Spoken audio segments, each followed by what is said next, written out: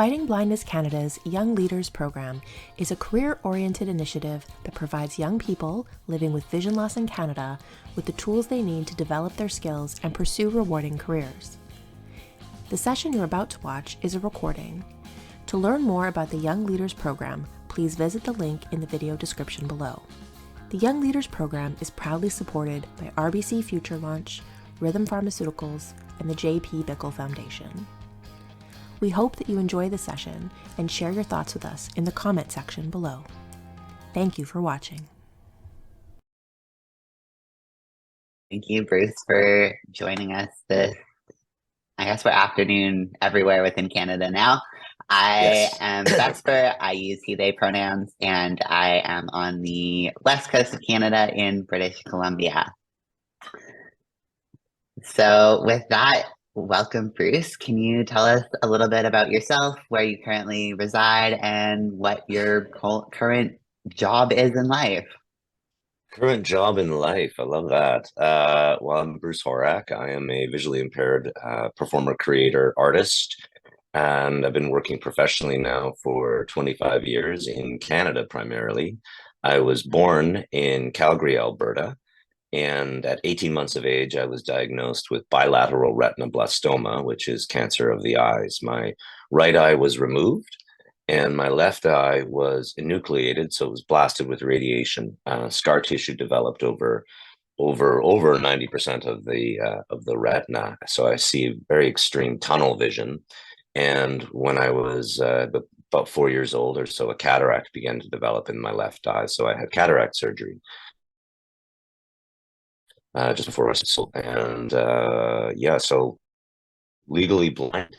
Never legally drive a car. But we can talk about that later. And yeah, so I grew up in Calgary and went to an integrated school. So all my friends and everyone that I went to school with was fully sighted. I worked with some itinerant teachers through elementary school. So they would come in usually at the beginning of the year, and then again a couple of times throughout the year just to check in and see if there were any aids that could be offered, any help that I could use in sort of moving my way through the fully sighted school system. And yeah, gosh, it's I could, I guess, sort of expand upon the story, but eventually I landed myself in performing arts and became an actor and a writer, and just really dig live theater. So I've been practicing that for about 25 years. I took up painting, visual art in 2011. Friend of mine his age and asked how it was that I was able to do what I do with 9% vision. And he had no idea how it was that I see, because I'd kind of learned to fake it essentially. So I decided I was going to paint his portrait and show him how I could interpret my visual impairment on canvas. And that led into a whole other career. So I painted a portrait a day for a year, which eventually sort of culminated in a couple of art shows at the Kelowna Art Gallery, at the Harbourfront Centre in Toronto. The Fire Hall Arts Center in Vancouver picked up on my portrait painting series, and that's continued to this day. Since the pandemic, I now sit with folks over Zoom, and we do sort of a very casual sitting / interview / I take some photos, and I do up some sketches and create portraits now with folks from all over the world, which is, yeah, it's a really wonderful way to pass the time. I'm currently in Vancouver, British Columbia, doing a production of a show called Goblin Macbeth, Barton Beach in Vancouver. And Goblin Macbeth is a three-hander version of the Scottish play, Shakespeare's great bloody masterpiece, interpreted by three goblins, of whom I am one of them. And that runs until the 24th here in Vancouver. And then we go to Stratford, Ontario to run the show as part of the Forum series. So from October 17th to 28th, I believe, we'll be running Goblin Macbeth in Stratford, Ontario, which is also where I currently have a residence. Although I have to say, I've been on the board for 20 years, so it seems a bit strange to say I have a residence. But yes, I'm currently settled in Stratford, although, I do spend a lot of time on the road. So still a road warrior, if you will. And yeah, my current practice is theater, is music composition and performance, visual art, including painting and some digital work, and also audio editing. That's me. You have a wide variety of talents, and I think that's amazing and inspiring to see you focus not just in one area, but across the whole spectrum of performing arts. So the second question, and you touched a little bit on it about how you lost your sight, but then how did that losing your sight impact how you thought about your future and your dream career as a child and as you progressed into young adulthood? Well, I'll tell you, the,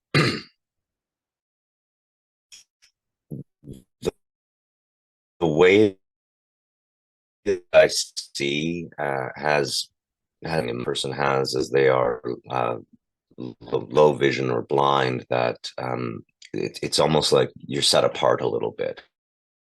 I had the very great opportunity to do a work orientation workshop through the Canadian National Institute for the Blind when I was going into grade 11. So between grade 10 and 11, it was a summer-long workshop where I think there were about 5 or 6 blind and visually impaired teenagers who went to live at the CNIB in Calgary, and we spent time working on well, it was an interview. What sort of skills have you got? And it was a really like just incredible opportunity, as we were working with not only other teenagers but professionals in the industries that we were interested in.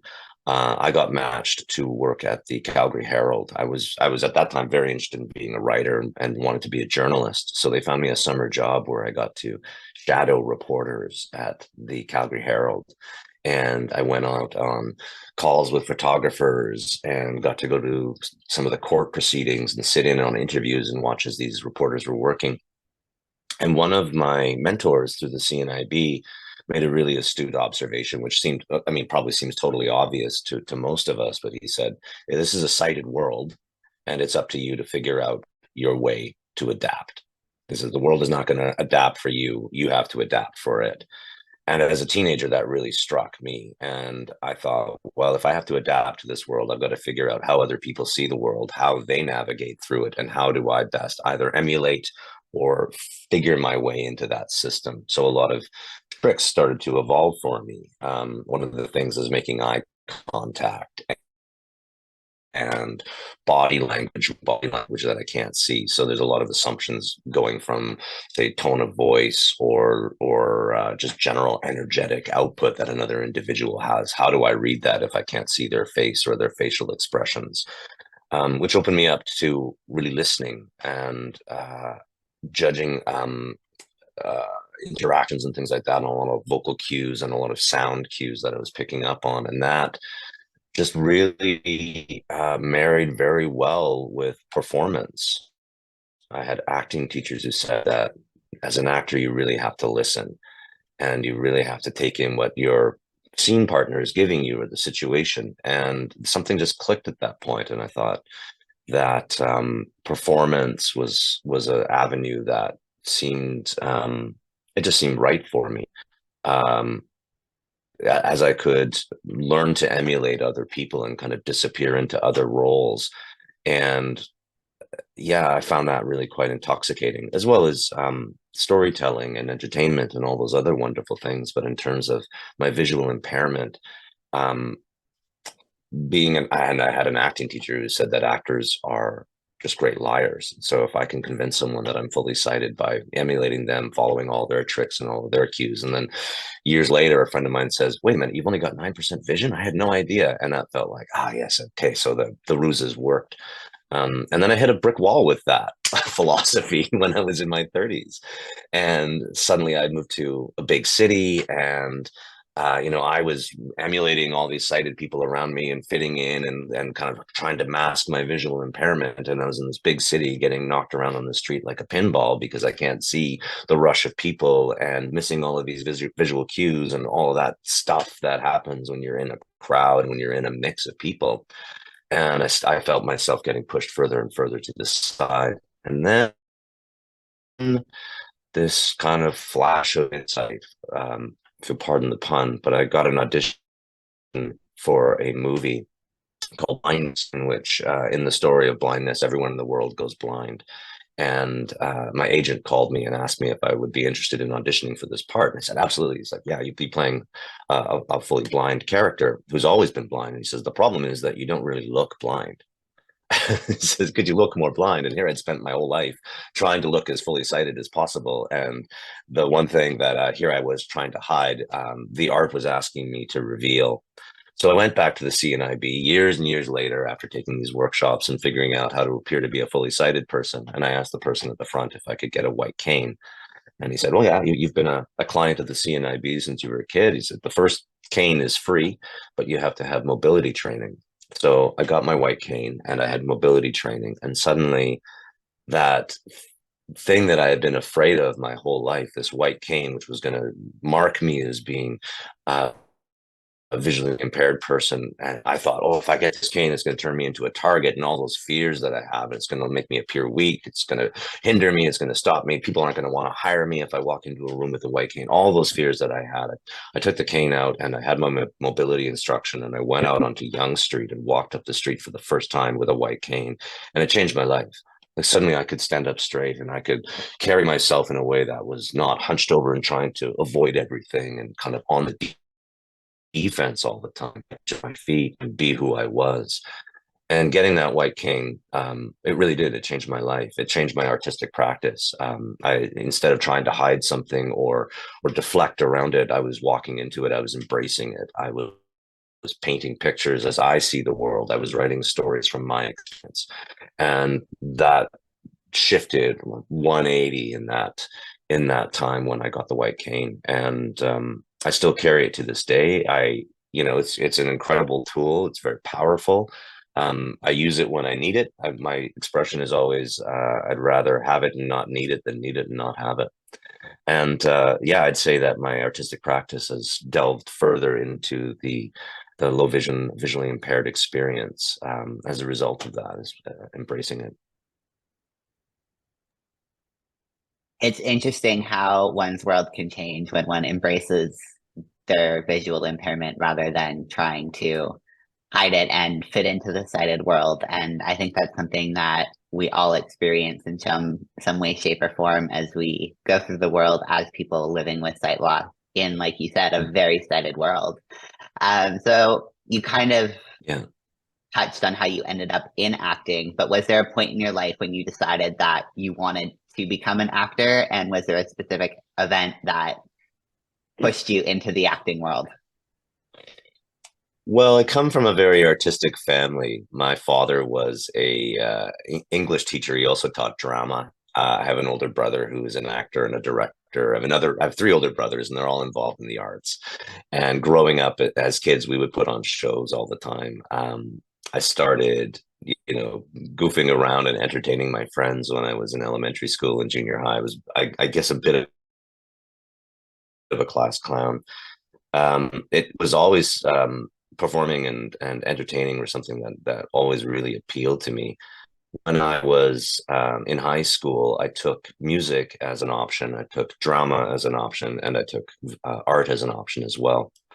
And I eventually drifted away from music and visual arts and really just got very drawn to writing plays. And I went to Mount Royal College in Calgary, Alberta, which was a conservatory program. And the appeal of that particular program was that it gave an opportunity to try every aspect of theater, from backstage to hanging lights, stage management, all the technical stuff, as well as acting. And I just got the bug, I think.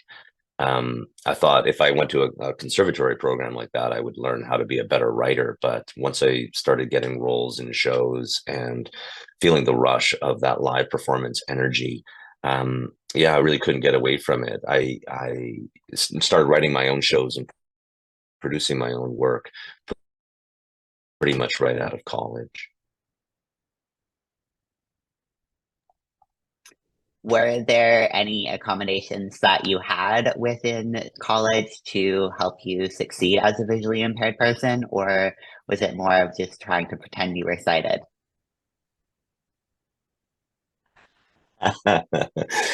Yeah, I developed I guess a pattern where before a class would start, before the term would start, or the first time I would meet a teacher, I would kind of give them a rundown on my visual impairment.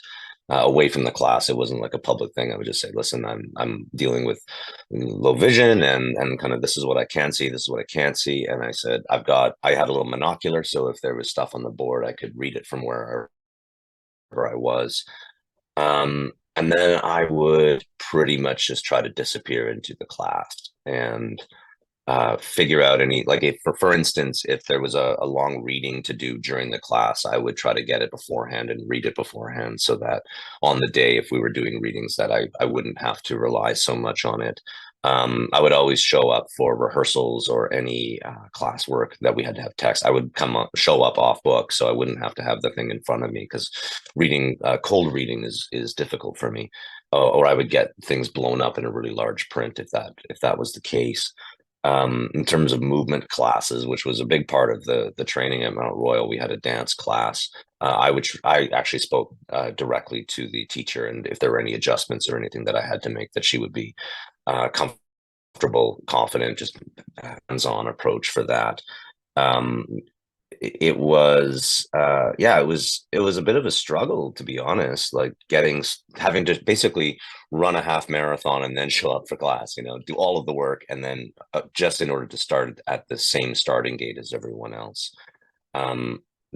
But again, it kind of went back to that philosophy that I had learned when I was in high school, which was, it's a sighted world, so you have to adapt. And so if I wanted to be in an acting class with fully sighted people, that I had to adapt. I had to be the one to take all of that on. I think certainly within my lifetime, maybe the last 5-10 years, technology has advanced at such a rate that those sorts of accommodations would be totally different. I could have an iPad, for instance, where I could blow the screen right up and read it in the room without having to do all the legwork beforehand. It's really interesting to compare accommodations when you were in post-secondary, whereas I'm in post-secondary right now, and I have technology that's able to read my textbook to me, and I can use my iPad to take a picture of the screen and blow it up right then and there if I don't get the slides in advance, and that sort of a thing. So on that note, once you finished post-secondary, what were some obstacles that you had to tackle in order to reach your professional goals?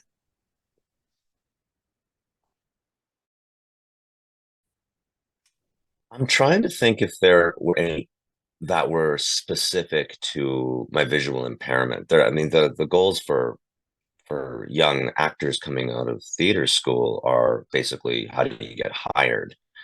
And that was true whether I was visually impaired or whether I was just out of school or not, with no experience. I mean, the trouble, of course, is that you don't hire somebody without any experience, but you can't get any experience until someone takes all of that stuff. So this is the challenge that I think any young person faces. Add to that visual impairment. Now, there was a couple of instances where a show was being cast, where demands in the show, say a fight scene in the show, and the director, justifiably so, is, how is he going to be with these fight scenes? And given the press of it, oftentimes that question was asked not directly of me, but it was asked of a friend of mine or someone who had worked with me in the past, but in a show that didn't have fights. So they're like, I don't know how he would be, but he was very good in the room, and he would show up early, he would learn the space and all of that. So I had that much going for me. But in terms of the directness of someone coming directly to me and saying, as a director, going, Bruce, we're really interested in having you in this show. We've got some fights in there. We have a concern. Can we address this? That didn't start happening until, I'd say, 10 or 15 years later, where I had some considerations for shows, dancing and fighting in them. And I'd already had enough of a proven track record. How I got that track record was to start my own company, to write my own shows, and to produce my own work, so that I could be seen by those who were the gatekeepers of those jobs. Continuing to this day, I still write my own stuff and still produce my own work. And it's just because I can't stop. I just love doing it. So necessity being the mother of invention, it was necessary to get on stage, and therefore we found stages and got ourselves on them. passion drives perseverance, and I think your story Absolutely. speaks very much to that. Your bio states that you often performed within the Canadian Fringe theater circuit. What was Yes. that like in general, but also in terms of accessibility? I Well, okay, I'll preface with I absolutely loved it. I was in grade 12 the first time I saw a Fringe theater show. Some buddies and I went up to Edmonton, Alberta, and saw the Fringe Festival, which is, for those of you who don't know the Fringe Festival, it's like a carnival of theater, and it just descends on the city for 10 days and takes over a neighborhood, and there's shows and just street stuff, and it's fantastic. So when I was in grade 12, I went and saw my first Fringe show, and I thought, that's what I want to do. You know, they've got these artists who go from one end of the country to the other over the course of a summer, doing their shows, collecting the box office, and kind of living the life that I just dreamed of doing. So in 2001, I did my very first Fringe show. We went to Winnipeg and to Edmonton. This was with a company out of Vancouver called Monster Theater, and I just absolutely loved it. And it's funny, we were reminiscing a little bit about that first tour and how we used to have to travel with printed maps. We'd arrive in a new city for the first time with a printed map and try to figure out how do we get to, Saint Laurent or whatever, and getting lost. And now we have these, and over the course of the Fringe tours that I've done, we now have GPS on our phones, which I don't leave home without. That has changed remarkably. I mean, talk about technology stepping in. Mobility, getting around the Fringe festivals with the phones it just makes it a piece of cake compared to what it used to be. Yeah, it's really a unique thing that we have in Canada, the Fringe Festival tour. You can go from one end of the country to the other, and as an artist, to have that kind of direct contact with people who are coming to see your work is it's the best. It's face to face. It's a real human connection. And the Fringe is on here in Vancouver right now. I went and saw a couple of shows on Tuesday, and it's electric when you sit in that room. I mean, it's something that, God love them, but Paramount Plus cannot provide the true feeling of a live experience of a live show like that. And as a performing artist, it's completely addictive. And I believe you created your own show called This Is Cancer. And how did that come to fruition? So This Is Cancer is it's a one-person show where I play the living embodiment of cancer, the disease which took my eyesight and eventually took my father. And cancer is an absolutely egotistical, arrogant jerk who thinks that humanity is in love with him because they raise money for cancer, run for cancer, and fight for cancer. So he's decided to do a one-man show, kind of a rock and roll thing, singing and dancing. And over the course of the story, the audience will eventually turn on him because he is kind of a jerk. And in his defense, he starts to tell the stories of the people that he's brought together and the lives that he's changed for positive. And in that kind of circuitous way, cancer ends up telling my story and the story of my father.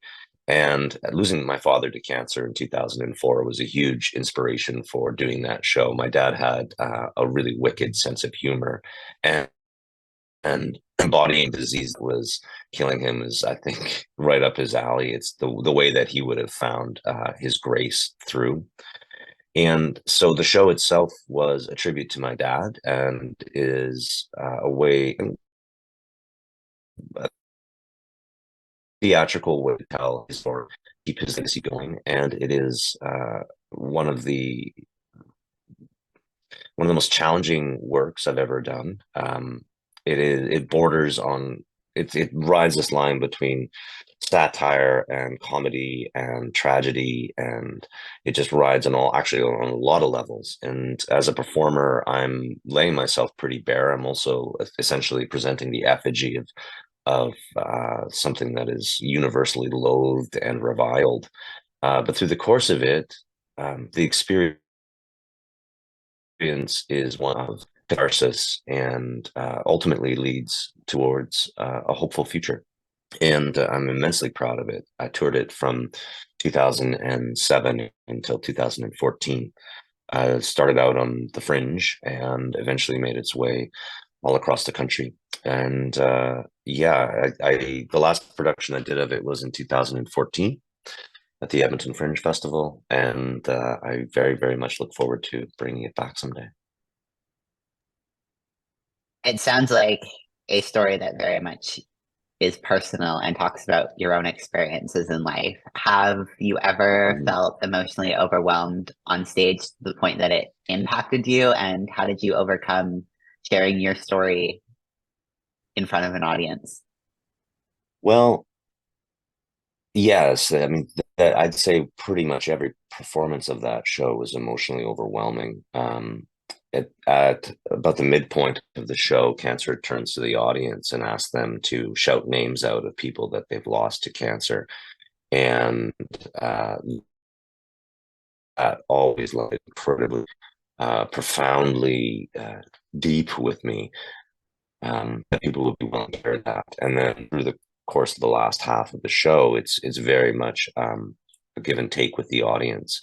I do a 15-minute feedback session after every performance, and audience members will share their own experiences, will share their stories, and not only the experience of what it was like for them to see that show, but also their experiences with cancer. And that was, I often would walk away from those sessions feeling like I was grossly untrained to deal with that kind of emotional unburden. But it's an honor to get to facilitate that. Something that I've often heard is that a person dies twice in their lifetime, and when they breathe their last breath, and then again the last time their name is said. And so hearing people say those names or bringing them back to life for a moment, a fleeting glimpse within that theatrical experience. And again, it's something that you just don't get over Paramount Plus. I don't know why I'm digging at them, but it's that live experience that, it's really electric. And again, I crave to continue to get to the immense privilege to be a part of that.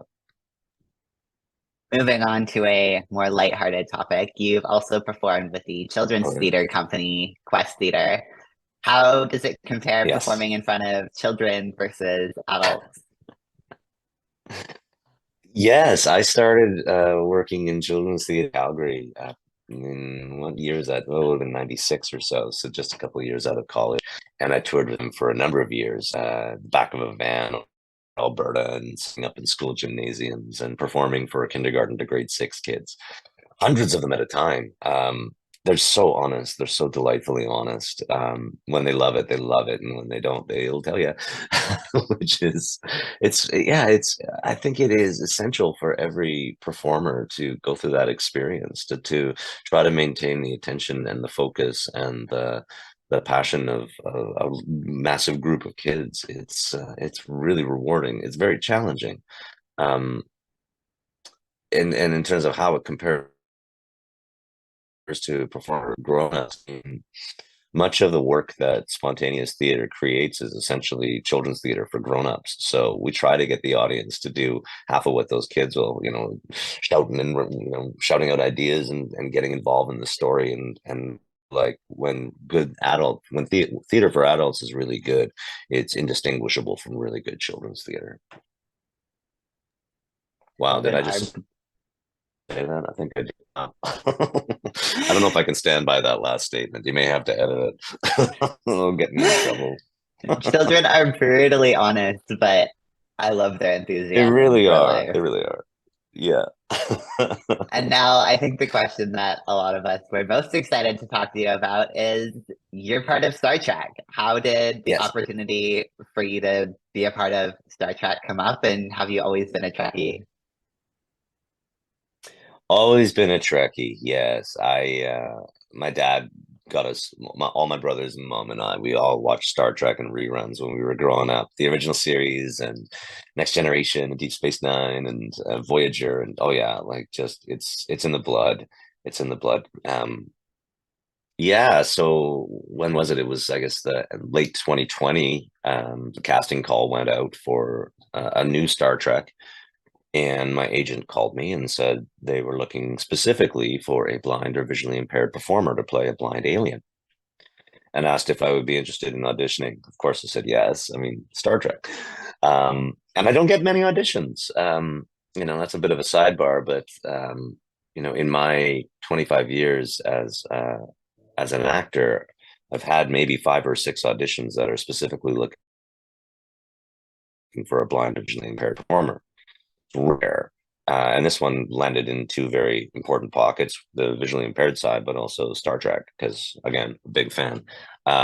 So I put together something on tape because we were all in the lockdowns, and I had a friend of mine read for me, and I did the scene in my kitchen, and then got a couple of callbacks, and then another callback, and then it just this train just kind of left the station, and it has been to this day an incredible ride that I would never have seen coming. Never.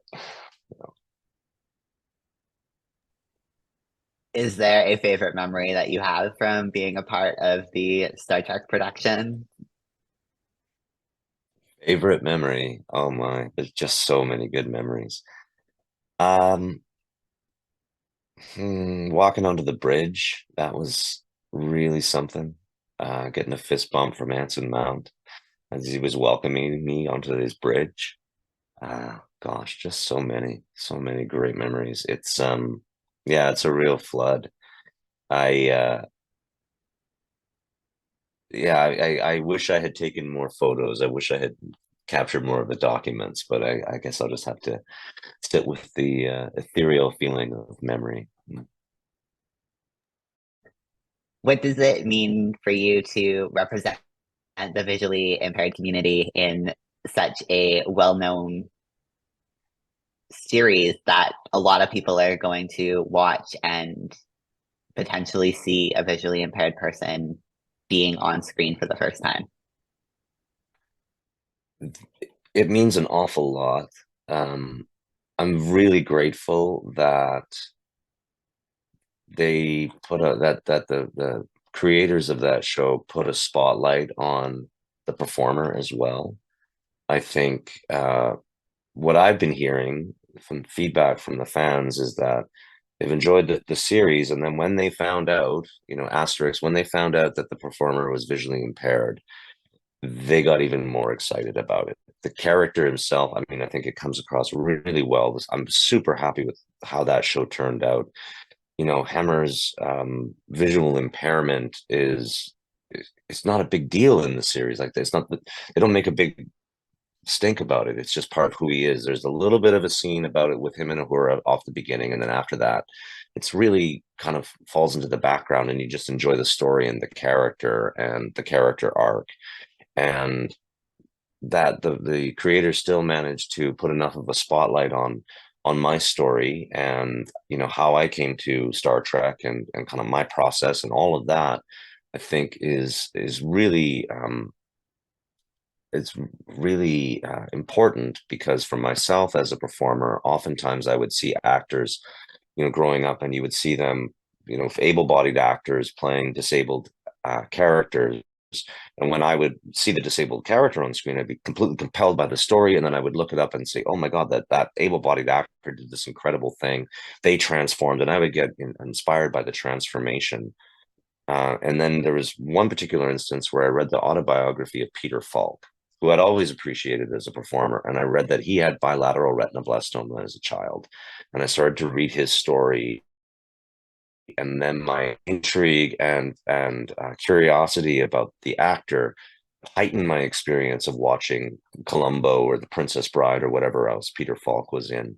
And that further inspired me to be a performer, because I realized, oh, someone with disability can also transform, can also disappear into a role, and can also be really great. And those two approaches kind of married themselves. And I feel like when we have a really strong story, we have a really strong a show, that can inspire people to want to become actors. And then as you learn about the actors behind them, and see the challenges or whatever it is that they have overcome, that can further inspire. So it's an opportunity, I think, for people who are disabled to see some representation on screen, and it's yeah, it's what's the word? It's heavy. I feel a great deal of responsibility, and also that I get the opportunity to tell my own story and connect with people who are perhaps feeling those blocks and feeling those challenges of like, oh, could I do this? Is it possible for me to do this?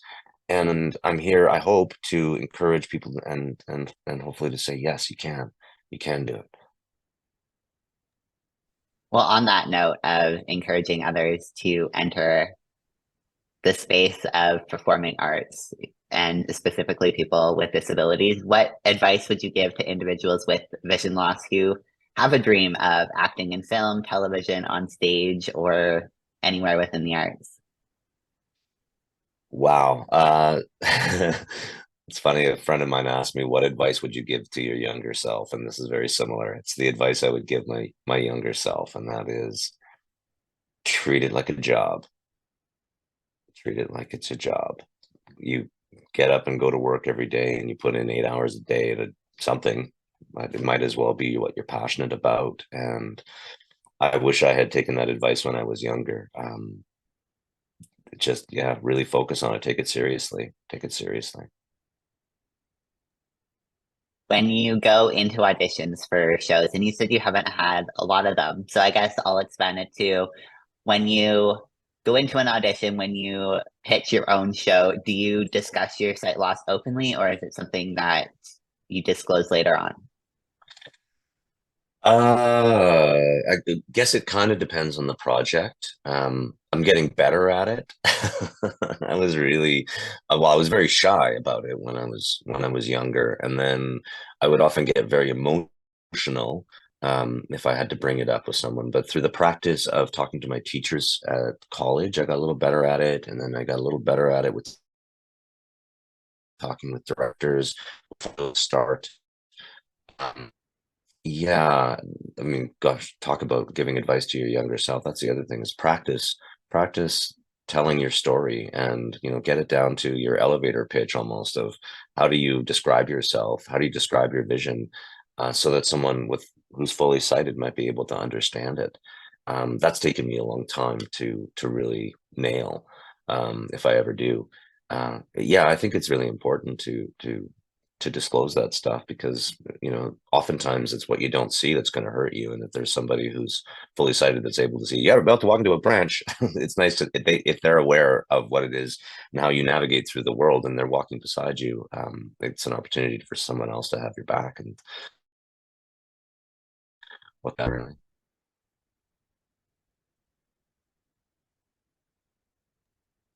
All right, so I have one last question for you before we are going to open it up to questions from everybody else. And it's a bit of a fun question. Besides the series that you're currently a part of, what was your favorite Star Trek series growing up? Well, growing up, it would have been the original series, because yeah, that's what I grew up on. When I got cast in Star Trek, I went back and watched and sort of filled all the holes of the shows that I had seen, and I really fell in love with Enterprise for sure. But I think that may have been a bit of Scott Bakula and his Quantum Leap days, because guy can do no wrong in my books. All right, so with that is all of the questions that I have for you. So I will now invite anybody who has a question. You can raise your hand and we will ask you to unmute, or you're also welcome to type it in the chat. And so I think we have one question. Zara, do you want to unmute? Yes, hi there. I am Zara. Hi. My question is, parents always reject that, don't do art, or don't act.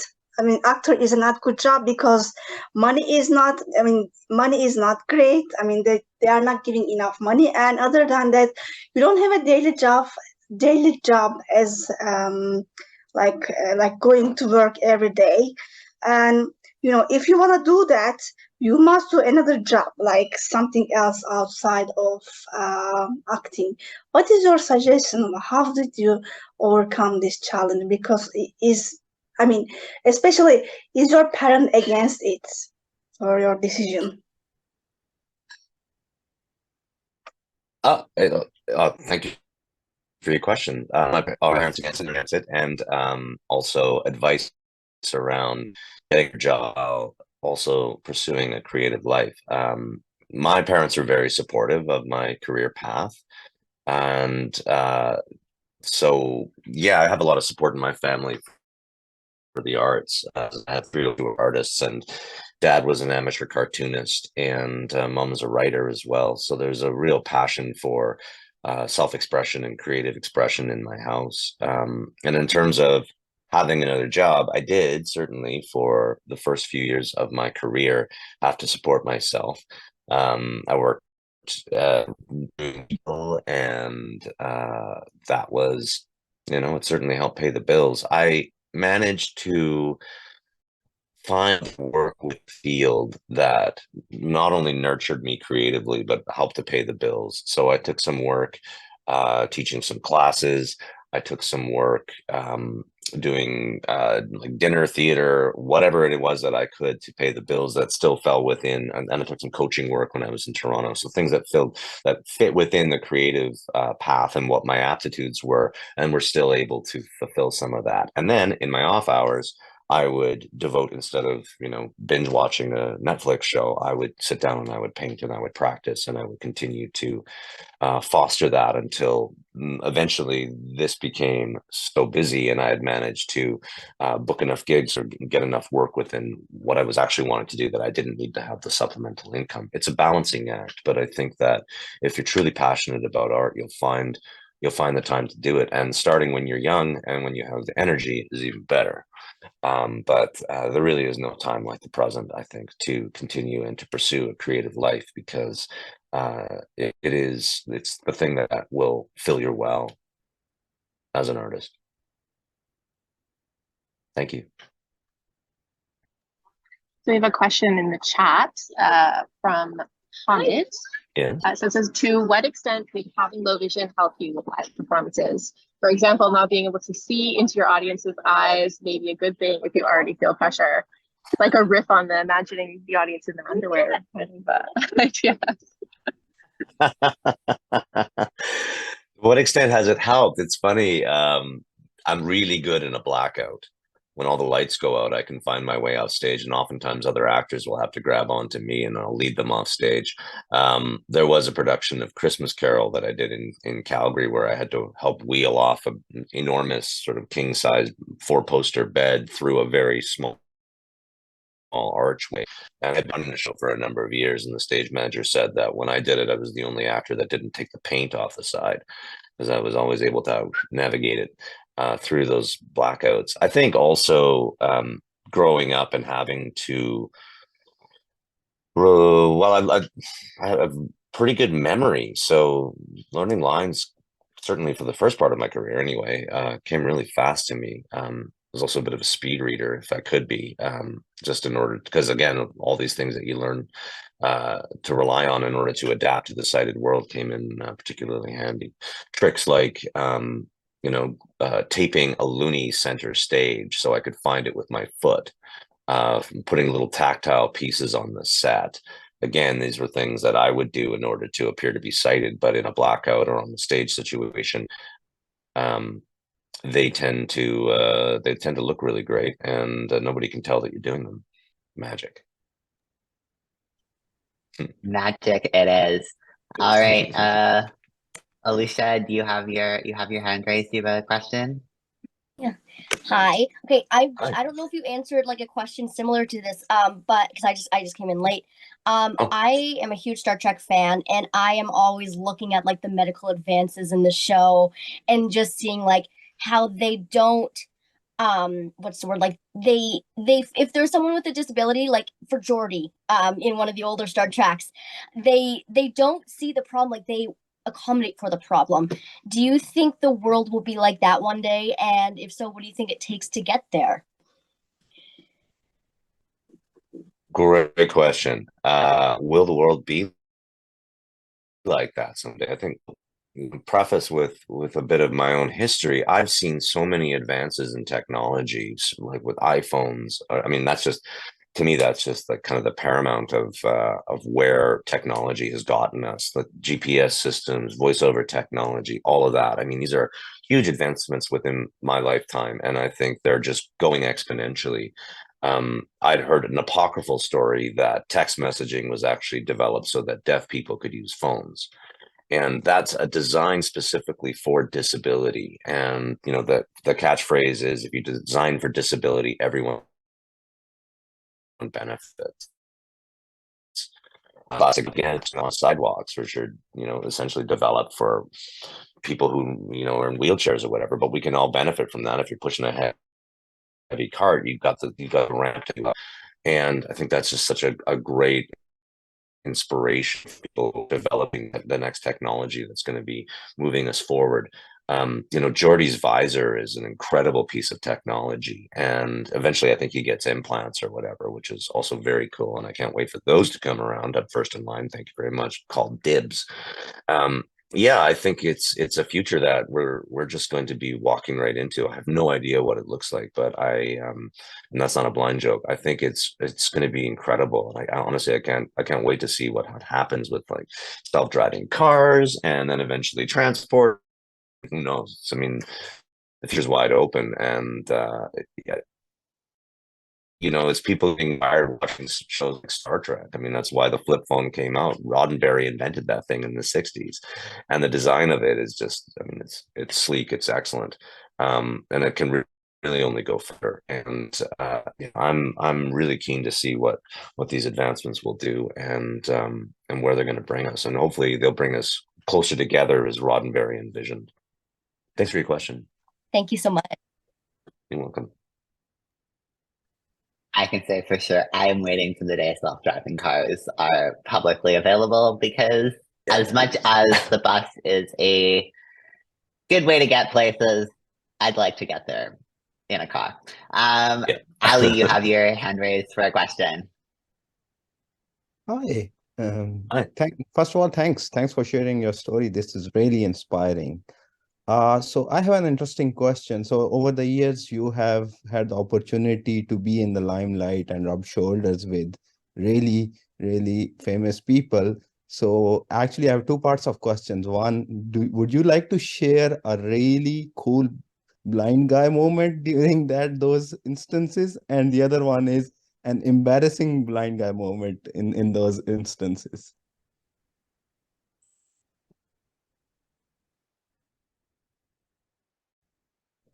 Oh wow.